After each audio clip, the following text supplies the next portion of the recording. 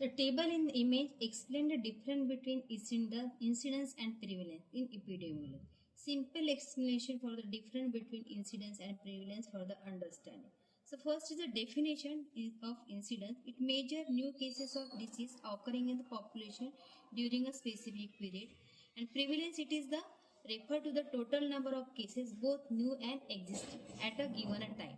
Then expression of prevalence and incidence. Incidence reported as the number of new cases per 1000 people in time period, and the prevalence is the express a percentage of population.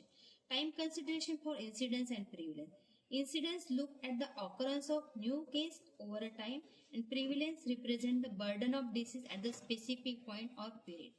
So which are the types of incidence and prevalence? Incidence, cumulative incidence, incidence rate, and what is the cumulative incidence? A cumulative incidence, total new case over a period, and incidence rate is a new case per unit of time.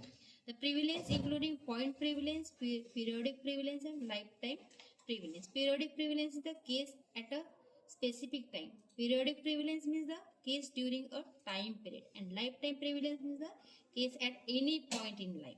Then factor affecting for each incidence and prevalence. Incidence in new cases, risk factor, and preventive measures like a vaccination.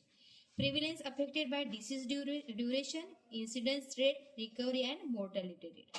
So what is the incidence and prevalence summary?